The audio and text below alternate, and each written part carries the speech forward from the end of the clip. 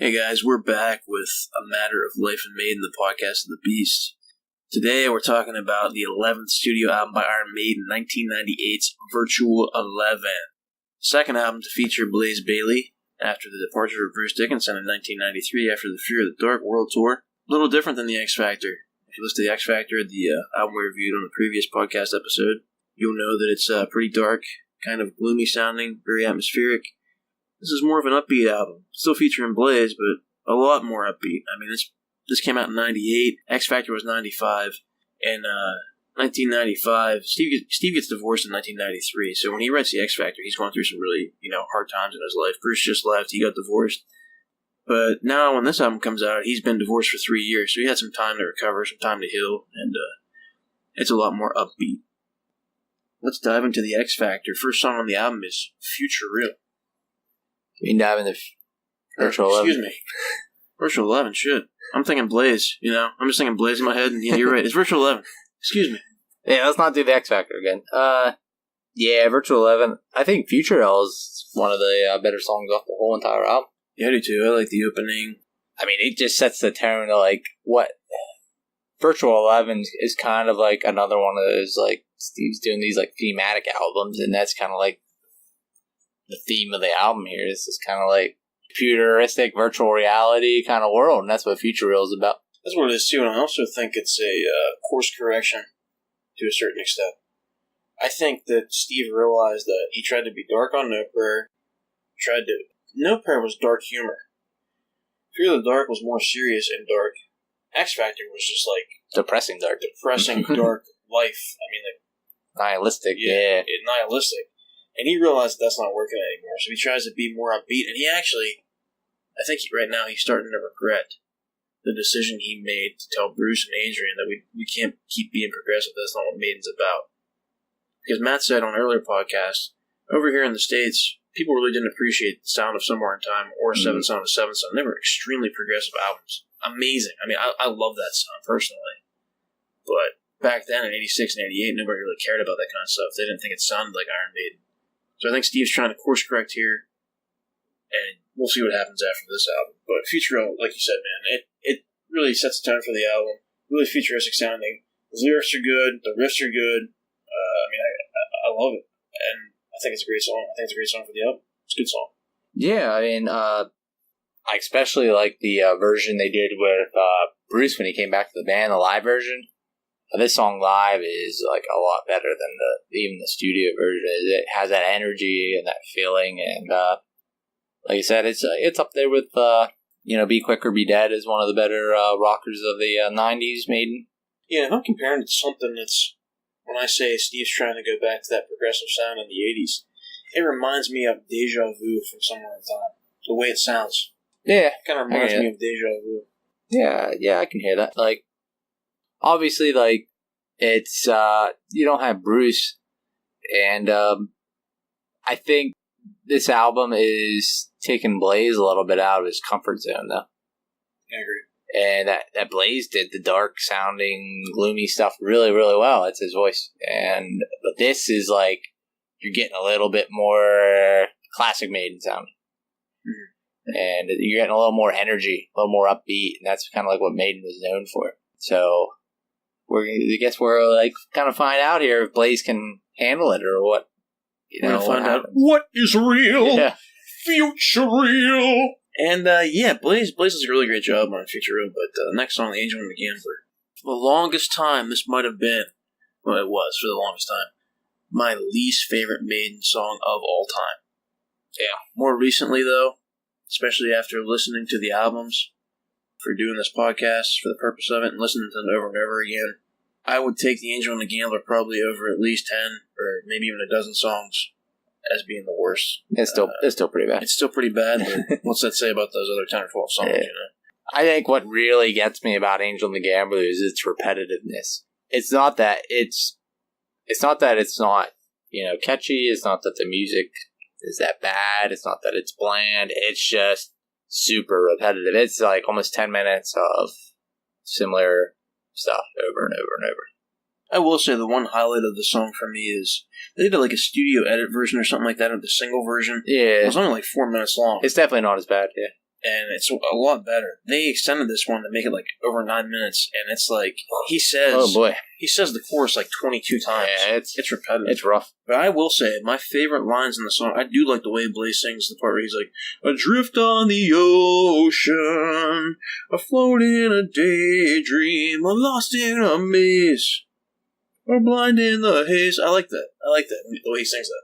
Yeah, like I said, it's not that the music's bad. It's not at all. And it's not that, Blaze doesn't do like an okay job singing it. It's like, it's just really repetitive. And I think that's what really like rubs people the wrong way, is that it's a 4-minute song that they decided to stretch out into like 9 minutes. And I think we were talking about this before we recorded this, that I think the reason for that stretching out of that 9 minutes was Steve was trying to make another epic song on here. Yeah. Try to return to that progressive, lengthy sound of your stuff, and it just doesn't work. I mean, compare this to like Sound of the Cross. Yeah, it's completely. I mean, it's not comparable. Like it's not like you don't. The songs are kind of similar lengths, and it's like nowhere near the epicness of Sound of the Cross. Yeah, the musicianship or the whole. Angel and the Gambler's 9 minutes and 51 seconds, and it's probably 5 minutes. Yeah, Joe's not trying to say the song's good or average, but he's just saying it's not the worst song Iron Maiden ever wrote. Exactly. He's trying to say something positive. It's not as bad as people think. There are worse songs that Iron Maiden's written. What about lightning, lightning, lightning strikes twice? Yeah, like this song isn't bad. It's just the chorus is really bad, and that's like 2 songs in a row here that were like. The chorus is bad. And, Future Real, I wouldn't even say Future Real has a real great chorus. I don't think that's, like, the strength of that song. So, I mean, I don't know. Like, this album's, like, really not getting off to a great start. This album, like, the first 3 songs have its own unique sound. We're brighter, we're more upbeat. The pace is quicker. The atmosphere is completely different than the X Factor. I think the guitar sound is a little heavier on this, too. Yeah. Compared to the X Factor. I will say that about the music. You can really hear the guitars in this. The riffs are a lot more pronounced in this than a lot of the songs. Like Matt said, it has its own sound. It's very, very progressive sounding, as opposed to X Factor, No Prayer for Dying After the Dark. I mean, do you feel like this song is not to jump ahead, but do you think this is a bridge to Brave New World? Do you think this album is like a prelude to Brave New World? Yeah. I mean, I have to say yes. You think of, the reason I say this too, is because I don't want to jump to Brave New World, but we talked about how prominent Adrian Smith was as a writer, right? And when he comes in and he works on Brave New World, I think he only writes 2 songs on that album. So that album's 10 songs long. You have 8 other songs on there that have writing credits by other people. And I'm sure some of those concepts and ideas were created while they were doing this. And I think to a certain extent, Steve and Rod and the rest of the band said, you know what, Blaze, you're really great. We're going to do one more album. We're going to do one more tour. But we have other things in mind. And they were hoping Bruce would come back, and he also did.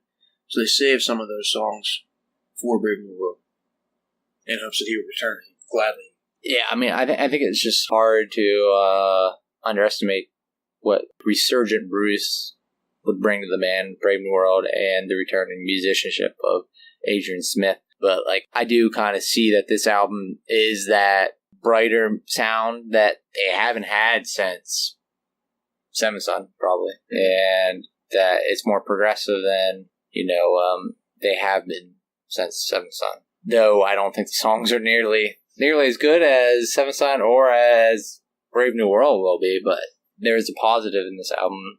If you want to take one, is that it is like a prelude to better times ahead. It is, and I think we talked about this before. Steve Harris is going through trial and error. You lose Adrian Smith, and you have a really mucky run in the 90s. You lose Bruce in 93. You get Blaze. So creatively, as a person who likes to create and compete, he's able to create stuff around Blaze that doesn't sound like Bruce stuff. It's a new kind of sound. He's able to do that. Yeah. And then the same thing with this album. He wants to see what Blaze can do. He's testing Blaze. Blaze, unfortunately, doesn't have the capabilities that Bruce has, and this is kind of... Yeah, I think Blaze sounds a lot worse on this album than he did on the X Factor. I don't think there's any question. And part of that is not Blaze's fault. Blaze has that really low-sounding voice, and they get him to try to sing in a more upbeat register and upbeat sound. Yeah, like it's not his thing. It's just, you can't do it. It's like making Bruce sing in like a graspy, rough, growling sound. Like, exactly. It doesn't work. And you see what happens. They making Bruce sing in a raspy sound, whether he blew his voice or whether Steve wanted him to do that, whether he wanted to do that. You got two really bad albums from Bruce because he changed the way he sang. Honestly, they're vocally probably worse than this. Honestly, vocally, No Prayer for the Dying, Fear of the Dark, I still stand by it that they're probably some of the worst things Maiden's ever done. Yeah. This is just like... I do like the lyrics of Lightning Strikes Twice, though. I like Lightning Strikes Twice. I think it's different. I think it's catchy. I do have to give it credit. It's a unique course. It is unique, and I like it a lot. I don't think it gets a lot of the credit it deserves. And I mean, Davey wrote this too, so I think he's going to be asked to do more here because of just there's no Bruce and there's no Adrian. There's no you need more than Steve and Blaze writing songs. After Lightning Strikes Twice, you might have arguably the best song on the album. Maybe. I don't think there's an argument. I think it is probably the best. The best epic. This goes back to traditional Maiden. This is the Klansman, based on the Battle of Stirling Bridge with William Wallace. He's probably inspired by the Braveheart movie. Yeah, inspired by Braveheart, William Wallace, Battle of Stirling Bridge, Scottish independence from the English. It's fantastic. Classic Maiden topic. Absolutely. If you haven't seen Braveheart either, we recommend that movie. I mean, wholeheartedly, it's fantastic. Yeah, you should have seen Braveheart. But directed by Mel Gibson, starring Mel Gibson. Yeah, that's probably the last good thing Mel Gibson's done. This song opens with that, has that acoustic bass and has that real Scottish feeling intro to it. I always liked on the Rock and Rio DVD, Nico's doing a freaking Scottish dance, behind his drums. It's great. And Bruce is looking at him what are you doing? It's a great moment in the Rock and Rio DVD. And I will say this about this song, too, that I really, really like. And this song really conveys the spirit of Maiden. We talked about how they're a very liberal band and they're all about freedom and doing what you want to do. And this song is 150% about that. That's what the song's about. Bruce... Independence.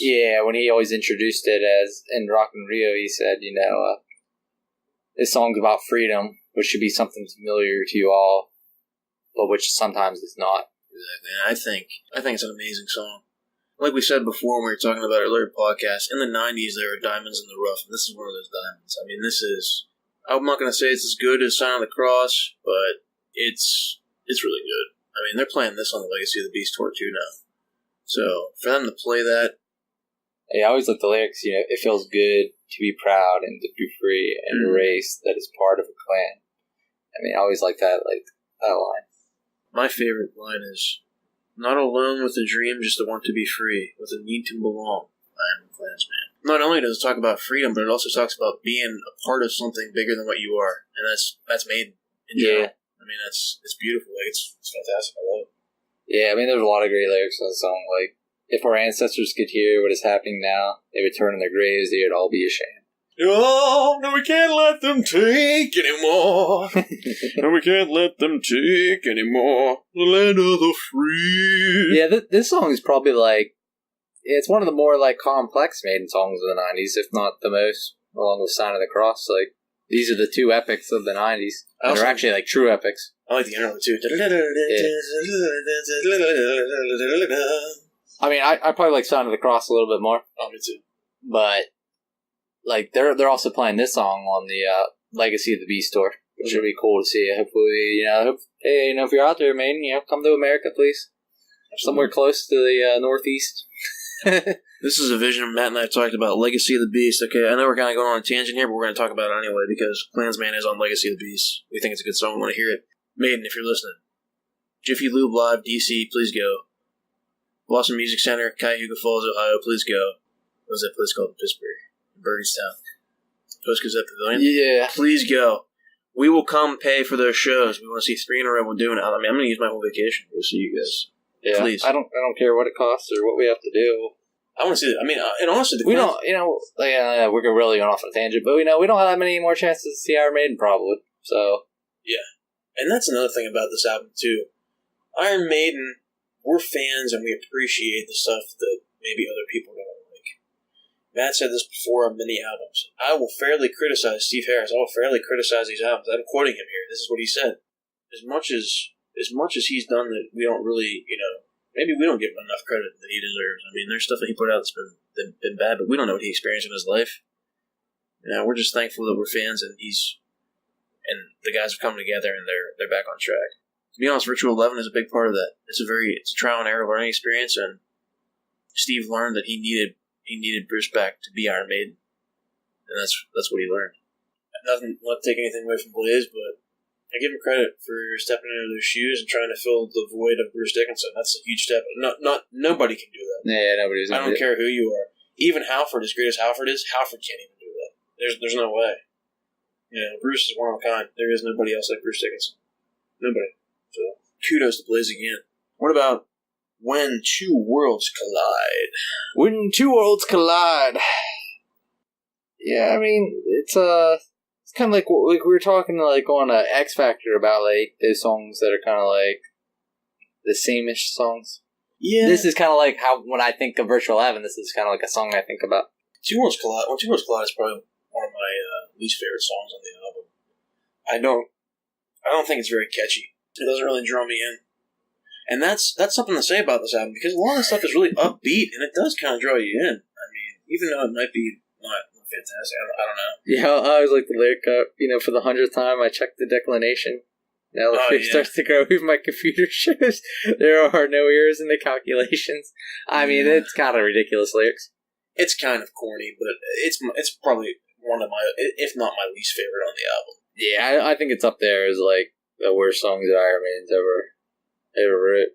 I think it's the songs about two planets colliding. I think. Well, I think it's more about two actual cultures colliding. I think that's with the under. Well, about that, or like you said, it's about virtual reality. I think it's about our world and reality versus entering the virtual world. He's sitting at the computer, and it's a completely different immersion, a different experience. How do you separate yourself? How do you separate yourself from reality and virtual reality? The anger, the pain of those who remain. So who will survive. Yeah. There's no place to hide. Two worlds collide. And how do you... Yeah, I mean, I don't know.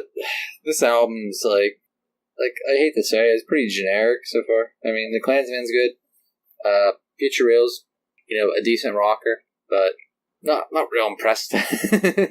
Yeah, I will say, though, in terms of trying to make Blaze this more lighthearted sounding individual, they do the best they can. Lightning Strikes Twice is kind of repetitive, but I think he does sing pretty well on that. I think he does sing pretty well on Angel and the Gambler, even though it's excessive.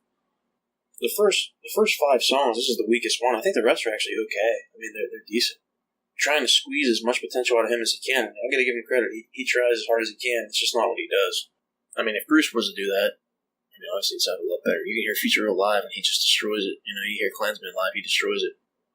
Kudos to Blaze for trying, and kudos to Steve, honestly, for trying, for coming out of his depressive state and trying to do something more upbeat. I mean, kudos to him. Yeah, I mean, I'm glad he's not depressed anymore. I I can't say, hey, I wish I had a better album if Steve was still depressed. I'm glad the dude, got back on his feet, for sure. Like I said, learning experience for Steve. He's going back to the progressive stuff. He probably regrets that Bruce and Adrian left. That brings us to The Educated Fool, and that reminds me of what I just said. I mean, this is Steve, who has all this education. We talk about how Maiden's learned individuals, a group of these learned people, and Steve still, with all the knowledge and the technique and all the musicianship that he has, what was his fatal error? I mean, you say one of his fatal errors was not letting Bruce and Adrian realize the progressiveness of the band. He couldn't let go. He had that band and he had his idea, and I don't even know. Maybe he just thought they were gaining too much control. Maybe. And he wanted to prove he can do it on his own. Maybe that's what The Educated Fool's about. I'm an educated fool. I really like the song. I think it's catchy. It's catchy as hell. I mean, it is. It is super catchy. I mean, I love the lyrics. I want to leave my life on my own. I want to lift the unturned stone. I want to walk right into the fire. I want to live out all my desires. I love it. And then it goes into the verse. Do you really want to be just another one statistic? I mean, it's fantastic. It's catchy as hell. It's catchy as hell. Yeah, it is. It is super, super catchy. And I do like the part where Blaze is like, time will flow and I will follow. That might be one of Blaze's best vocal performances. Yeah, in like, terms of him. I like those songs that have, like, you have, like, a verse and you have a chorus, but then you also have, like, those interesting other vocal parts. You know, like those bridges that Iron Maiden for a long time, like in the 90s, was like some of their songs were kind of just verse, chorus, solo. You know, not even a solo. I mean, I don't even put it in quotation marks as a solo. It's like it's guitar ditty. It's bad. And then just like, you know, chorus and then the song. Like this song at least had like some substance to it. Like it was something interesting. And like you said, the lyrics are like one of the better, you know, lyrics on the album. Yeah, it's grown on me. Virtual 11 has grown on me a lot over the past couple months. Let's go to the next song. What about Don't Look to the Eyes of a Stranger? What do you think about that? I mean, I think it's another one that's probably like one of the weakest songs on the album, if not the weakest. Yeah, I honestly think that Two Worlds Collide's the weakest. The thing I like about Don't Look to the Eyes of a Stranger is actually the beginning, and I think it just doesn't build like it should. Like, I do like the beginning when Blaze sings, like, don't look to the eyes of a stranger, don't look through the eyes of a fool, don't look through the eyes of a stranger, somebody's watching when the light goes down. Then it goes in that really cool riff and, like, the drums and stuff, but then it kind of just doesn't never build. gets, yeah. It just kind of stays stagnant throughout. You know? I will say with X Factor and Virtual 11, it has some of the most unique and interesting vocal rhythms and lines that Iron Maiden's ever done. You know, with Bruce, it was pretty much like, you know, he would sing operatic. He would sing a couple words and then he would, you know, like stretch out a word, you know, like hold a word. But with this, like, you're getting these, like, I'm an educated fool. Like, that's kind of like, he had these, like, weird, like, he had these weird vocal lines and yeah, it's not really rhythm. In sync with the actual lyric. Like, I get what you're saying. I don't know if they're trying to hide Blaze's limitations as a singer by having these vocal lines. Because, yeah, I mean, if you listen to, like you said, Bruce, when he would sing, like, for instance, like The Trooper, you take my life, but I'll take yours too. Da-na-na-na. It's with the music. Like, he sings on par with the way the guitars sound. Blaze is singing, like, offbeat almost. Yeah, like, it's odd. Like, that's kind of like the word I'm looking for. It's a little odd the way he sings. But, I mean, I never really thought about that before until you mentioned that. That's a good point. I don't know if Bruce could do that. He's never really done it in any album. Yeah, none that I can think of. He doesn't really sing that way. He sings very, like, standard. Another thing I want to say, though, almost like we talked about Seven Son with limitations. There's only so much you can do with a singer who's singing off beat, and you're writing all these. Bruce enhances the rhythm of the music with his voice, whereas Blaze kind of may diminish it. Yeah, I don't want to say it's like a limitation about Bruce, but Bruce is like, he'll take a song that's like, you know, a 3 and make it like an 8. Like he can really like raise a song up just by his like sheer will. Another song on this album that I think is a little underrated, the last song, Como Estes Amigos. I'm trying to think of what that means in Spanish. I can't remember. It's something like "You're my friend" or something like that. This is like I agree with you. It's one of the more like underrated Iron Maiden songs. Song again touches on history. This is about one of Blaze's best vocal performances. Oh, yeah. Period. This song touches on the Falklands War. I don't know if you guys ever heard about that. It's pretty. It's a conflict that happened in the 90s.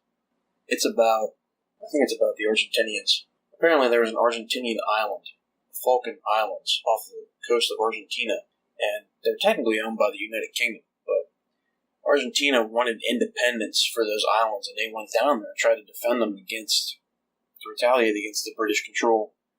What happened was the British basically sent a bunch of soldiers down there and killed them. There were British casualties too. Obviously, the British were more powerful than the Argentinians. A lot of Argentinians died. I can't remember the statistic. There's a couple hundred of them.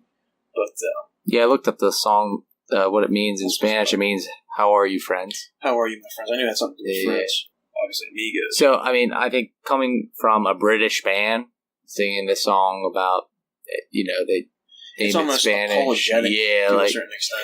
And it really, like, if you're like out there listening from South America, like, you know about colonization and the brutality that it caused in South America, and for a English country to like do that to you again, I mean, it has to be like That has to hurt. And another thing about this album that I really appreciate that, Matt, you bring up a good point, man, colonization.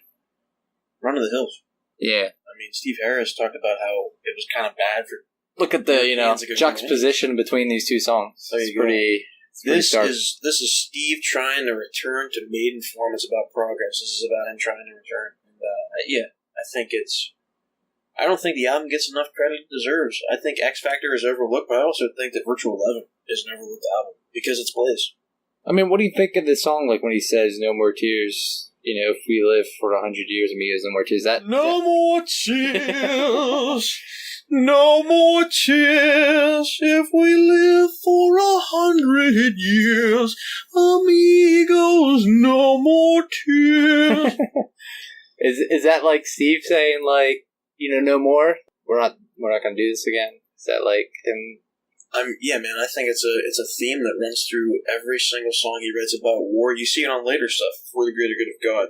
You see it on, that's just one example. You see it on stuff with Brave New World. He's Blood Brothers. I mean, that's about his father, but still, he's very concerned about life and humanity, and he doesn't want people. Death is something that he obviously struggled with. I think the death of his marriage too. But yeah. I think he talks about brotherly love, and I think it is Steve trying to say, like, no more, Hey, yeah, go back to blowing the world's hand. Someone should stop. Yeah, it's a theme. It's a theme with Steve throughout his whole entire career. Even though Modern Maiden is that, the atrocity of war, and that we shouldn't have war. Like Childless to Den's about it too. Like, there shouldn't be. This is similar to Childless to Den. Like, there shouldn't be war. Like, we should. We're humans. We're adults now. Like, should stop. Yeah, and it's. Virtual 11 doesn't get the credit it deserves. I'm guilty of it, I'm going to be honest. I used to think that Virtual 11 was the worst Iron Maiden album of all time. But after listening to it now, it's grown on me. And if you take it for what it is, and you don't compare it to Bruce Dickinson in the 80s, or even Paul Di'Anno in the 80s, there is some kind of special... Yeah, the two albums... I think these two albums you have to look at, try to look at as standalone, like, they're not classic Maiden. Like, they're not produced. They're not even modern Maiden with the band as it is now. And just try to enjoy them for what they are. Is exactly with Steve and Blaze. The way that I see it is, we never really talked about this kind of a little bit. There's a couple different eras in Maiden's history. Okay, there's the Paul Di'Anno era, which is Iron Maiden and Killers. Early days. You got to separate those from the 5 Golden Era albums. That's different band. That's a completely different band. Yeah. It's not Iron Maiden. It's really just Paul Di'Anno. Then, really, what Iron Maiden means is 82 through 88. Number of the Beast, Peace of Mind, Power Slave, Somewhere in Time, and Seventh Son. That is Golden Era. We've referred to it as Golden Era many times. Then you have, honestly, the Dark Ages of Maiden, which originally I would have said was No Prayer, Fear of the Dark, X Factor, and Virtual 11. But now... after doing this podcast and after doing stuff, I think the Dark Ages of Maiden are really No Prayer for the Dying and Fear of the Dark. And then you have to think, Blaze era, which is X Factor, Virtual. Like, I'd agree with you in that it's the most uninspired, most soulless era of Maiden they've ever done. Like, you might not be a fan of Blaze, and you might not be a fan of the sound of Iron Maiden, during the X Factor and Virtual 11, but it is far more inspiring than, No Prayer, Fear of the Dark, to me, anyway. Absolutely. And hats off to Steve, because much like the 80s, even though the 90s weren't that great, he at least tried to improve and progress every single step of the way. Fear of the Dark was a step up from No Prayer. X Factor was a step up from Fear of the Dark. Arguably, Virtual 11 may be a step down from X Factor, but there's progress there. Taking Blaze out of his comfort zone, trying something different. Yeah, I mean, I give it credit. We're like I always say, we're positive people. We see the positives and stuff, and I'm gonna say that they're without X Factor and Virtual 11, we're not getting Modern Maiden, we're not getting Brave New World, Dance of Death. So positive. Absolutely. What do you think of the album art? The album art is a step up from X Factor, I think, a little bit. It has a more cartoony feel, and this is also the second sleeve to feature Melvin Grant, the same guy who did Fear of the Dark. This is definitely like has more of a classic Maiden feel we expect from a Maiden album cover, where it's the X Factor, for better or worse, didn't. I think this is a very underrated Iron Maiden album cover. Definitely not their best, but it's one of the more unique Eddies. It's definitely fantastic. Just Eddie in this virtual world. There's like souls coming out of his hand. He's like his hand's ready to grasp like somebody with the virtual reality helmet on. Yeah, and I think that's where the two worlds collide is really pictured in this, because there's a virtual reality world, then there's a real world. You can see that he's kind of just sitting there. It's kind of strange though. This is like over 20 years ago that this album was written, and virtual reality is just now starting to be, become integrated into society. There's video games, virtual reality. There's people that take virtual tours of cities, and you can kind of, back in the 90s, they kind of envisioned what it could be someday, and now you're kind of like, now finally we're seeing the first steps in that direction. Maybe this album will have more meaning, in years to come, looking back. Another thing we didn't really mention, Steve is playing keyboards on this album too. There's a little bit of keyboard part in here that he kind of let go in No Prayer for the Dying, Fear the Dark, and X Factor. That's back. So he's back to the progressive Steve. Yeah, I mean, that's another positive. Like, we keep saying it. We got rid of whatever they were trying to do with No Prayer and Fear. So that's a positive for these albums. They're a step towards the new Maiden, the reunion, when they brought, Bruce and Adrian back. And, me and Joe will tell you more in the future that we're big, reunion fanboys. We love Modern Maiden. Absolutely. I probably listen to Modern Maiden more than I listen to classic Maiden nowadays. I do too. I love the 80s though. I'm not saying that the 80s aren't better. They probably are. Yeah. But I'm just saying that, what I'm giving the appreciation and credit to X Factor and Virtual 11 for, putting us in this direction. Yeah, propelling it forward. Modern Maiden, for me, I think Matt would agree, is almost on par with 80s stuff. Is it not as, obviously the songs aren't going to be as classic or as long-range because they haven't been around for 20, 30 years. They haven't aged, yeah. But I can guarantee you, 20 years from now, when we're listening to Maiden, these albums that Matt and I grew up with are going to be huge for us. Yeah. Almost as much as the 80s. Yep. If not, the same. Yeah, what about the singles covers, man? Angel and the Gamble, the singles cover, I think that was by Synthetic Dimensions. It's like a 3D art design company. I hate it, personally. I ain't going to be nice about it. There's not much I like about it. It's really bad. What about the Future one? Moving on, the Future the exact same sentiment? Slightly better, I guess, but yeah, it's pretty bad too.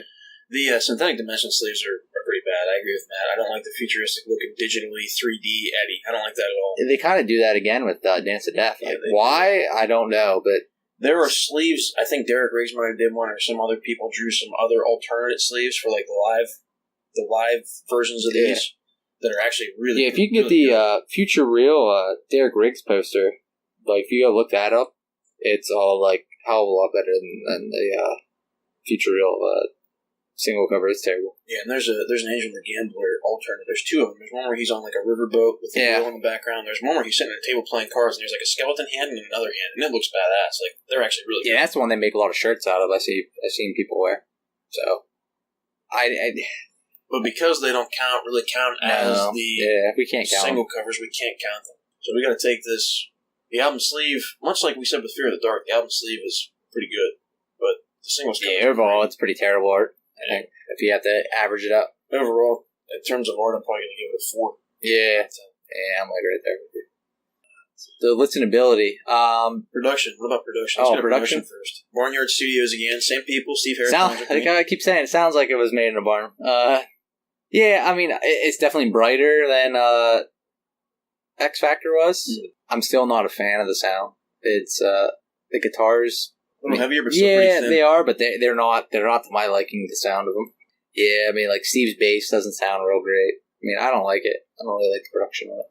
Another thing you mentioned earlier, which I found interesting. These albums without Adrian, his guitar sound is very unique. Yeah, we said before that, like, if you ever had a live Iron Maiden show and you listen to everybody's solo, Adrian's tone when he solos just cuts through like everything. You can hear it so well. And if you're thinking about recording albums, maybe Davey and Yannick sound too similar to understand differentiation. Yeah. Whereas, I think nowadays, Yannick has found his sound. Yeah. But I don't think that in the 90s he had a sound yet. No. Davey obviously had his. I think Yannick might have tried to emulate him a little bit. Yannick tried to Adrian didn't have a sound for a long time either, though. If you listen to, like, the early 80s albums, like, it's kind of generic sounding, and he does find it. When he finds it, it's somewhere in time, and then he wants to keep progressing that way because he's a progressive guitar player at that point in time, and that's why he leaves, because that's what he wants, and Steve doesn't want that. Listenability, man, you were talking about listenability, track listing. What do you think? I mean, at best average, probably a little less, I think. I think there's probably more mediocre to bad songs than are good songs in this. I mean, the good songs are, Future Real, Klansman. I mean, you could say Lightning Strikes Twice might be, average song. Educated Fool, Yeah, if I had to pick on here, I'd say there's 5 or 6 actually decent songs. So you think the listenability is a little, average? I think the listenability is average. I think it's probably on par with X Factor, maybe even a little bit better. And the reason why is because we talked about songs. The thing about this, I think Steve corrected it. He wasn't taking 11 songs or 12 songs and throwing stuff at a dartboard, or he wasn't saying, I'm going to make 11 depressing songs.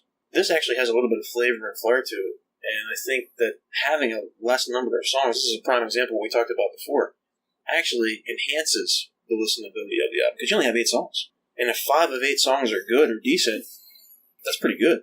Yeah, the other thing we'd point out is these songs are a lot longer than they've been doing since, I don't know, somewhere in time. I don't know, it's been a while. Since that progressive. Yeah. You have 8 songs on because even the Seven Son songs weren't that long outside of the actual Seven Son song. Seven Son was 43 minutes. This is 53 minutes and 22 seconds with 8 songs. Yeah. It's a return to that formula we talked about earlier where they had 8 songs and they... Like you keep saying correction, like it's a correction the right way. It's a course correction, yeah. I'm not saying it works, not saying it's great, not saying it's the best album of all time, but it's better than... It leads to something great. I mean, with that being said, artwork taken into consideration, listenability and production. What are you sitting on this one? Yeah, I got a number in my head.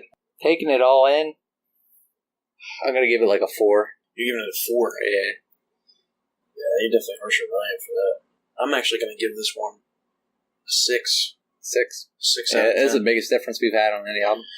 And the reason I say that is because without this album, you don't get Brave New World, in my opinion. I think this is the prelude. Yeah, I mean, like, I understand that. But personally, I think it's probably... I mean, I gave Fear of the Dark a 5. I think this is better than Fear of the Dark, personally. Yeah, I think it's a little worse. I like... the songs I really like on Fear of the Dark, I like more than this. I like Afraid to Shoot Strangers more than anything off of this. Yeah, and I think I told you earlier, Afraid to Shoot Strangers, honestly, is really the only song that I think is really good on that album. I think we'll both agree it's like... It's not the worst Iron Maiden album. It's not as bad as people think. It's better than No Prayer, for sure. I think No Prayer is by far the worst Iron Maiden album. And the thing that kills Fear for me is that 12-song thing or half of them are just garbage. Yeah. I can't get over that. Yeah, I understand that. But, we're 2 different people and we have different opinions. Nothing wrong with that. Yeah, so if we're going with the 90s stuff, let's just, kind of sum up everything here. We'll talk about the 90s because this is the end of the Blaze era. This is the end of the 90s. We're getting into the Renaissance. Yeah. We're getting into the Renaissance now, the rebirth of Iron Maiden with the 6-piece band. We talked about this in the last podcast on the X Factor. Yeah. Yeah, I said just a little preview. Me and Joe love Brave New World through Book of Souls. We love it. Absolutely. There's fantastic songs on there. I know there's a lot of Iron Maiden fans out there that haven't gave the new albums or all the new albums a chance. Like maybe you haven't listened to Final Frontier or Book of Souls. Like, you need to just listen to it, 2 or 3 times, and by the 3rd time you listen to it, you'll love it. They're fantastic. I mean, I love them all. I love all 5 new albums. They're great. I mean, I wasn't around for original Maiden. This is Iron Maiden, the main, like the 6-piece. Yeah, this band here. Probably one of the reasons why I love the new stuff so much is because this whole band, the 6 guys in the band now with Janik, with Steve, Bruce come back, and Adrian, Dave, and Nico. This is the band that I know. This is Iron Maiden to me. Exactly. This is our band. This is what we see. This is what we've seen live. All 6 guys. This is what we've experienced on tour. And to be honest, just phenomenal. But to recap, the 90s, 3 out of 10 on No Prayer for me. Matt gave 2.5. We're tied at 5 on Fear of the Dark, 5 out of 10.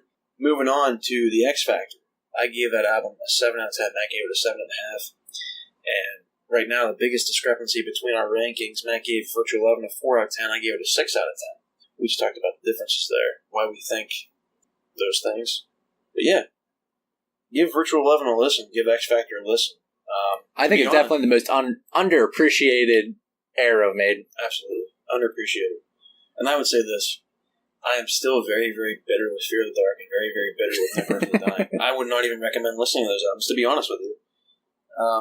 I would rather listen to the Blaze stuff than those 2 albums from the 90s with Bruce. That's just my personal opinion. Certainly the X Factor. I think we both agree that the X Factor is by far the best album out of the 90s. Like, you might have different opinions about Virtual 11 or Fear of the Dark or No Prayer, but X Factor is beyond a shadow of a doubt the best album of the 90s. And another reason why I think, this is just me expressing myself here, I think the reason why I like Virtual 11 a little bit more than that, too, is because my favorite, or the album that I can relate to the most is Somewhere in Time. It's a very progressive, upbeat, uplifting album, and that makes sense. There's tones in Virtual 11 that remind me of Adrian almost, and I miss him, So that to me is like, oh, Adrian's kind of like, sounds as much like Adrian as they've ever done after that. Like, my personal favorite album is Peace of Mind, and, probably Virtual 11 is one of those albums that's like complete opposite of Peace of Mind.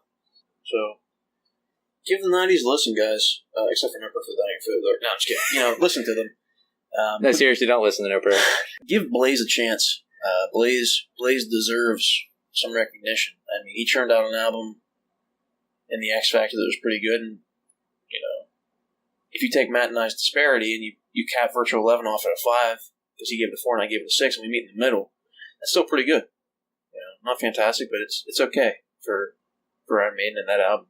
Thanks for listening to A Matter of Life and Maiden, the podcast of the Beast. I'm Joe Labriola. And I'm Matt Wagner. And next time, guys, the Renaissance, the rebirth, what I dub the Silver Age of Maiden, the Silver Era, the second coming. Looking forward to it. We are very excited to talk about Brave New World on the next podcast. Yes. And we can't wait. The 90s have been a really, really hard time really hard time for the podcast here. We've been struggling to get through the 90s. It's been tough. But we learned a lot about it. We learned a lot from each other. Our opinions here. We learned a lot about, we talked about going through these songs and trying to figure out, things that we never knew before. It was refreshing. So, thanks again, guys. Cheers. Up the irons. Take care.